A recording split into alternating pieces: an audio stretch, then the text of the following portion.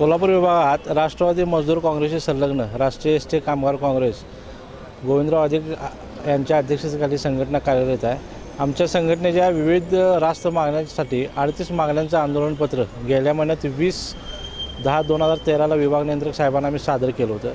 त्यानंतर त्यांनी 30 तारखेला चर्चेला बोलावलं, पण चर्चा फिसकटली। त्यानंतर त्यांनी चर्चेला न बोलवता दखल घेतलेली नाहीत। आमच्या निवेदनात पूर्ण जिल्ह्यातल्या संघटनेच्या 38 मागण्यांचा आम्ही पाठपुरावा केलेला आहे। त्यामध्ये चालक वाहक अलोकेशनमध्ये बाकीच्या संघटनेच्या दबावाखाली प्रशासन आमच्यावर अन्याय करत आहे। इचलकरंजी आगार व्यवस्थापक आमच्या संघटनेच्या पदाधिकाऱ्यांना कर्मचाऱ्यांना दमदाटी आरावी करत आहेत। त्यामुळे काही पदाधिकारी दवाखान्यात ॲडमिट करावं लागलं। एवढे आरेरावी अधिकाऱ्यांचे चाललेले आहे। काही अधिकारी आमच्या संघटनेबाबत थेट पोलीस स्टेशनमध्ये तक्रारी करत आहेत। वरिष्ठ लिपिक पदाची परीक्षेचा निकाल साधारण डिसेंबर 2000 लागूनसुद्धा 10 ते 11 महिने कर्मचाऱ्यांना प्रमोशन विभाग नियंत्रणाने दिलेलं नव्हतं।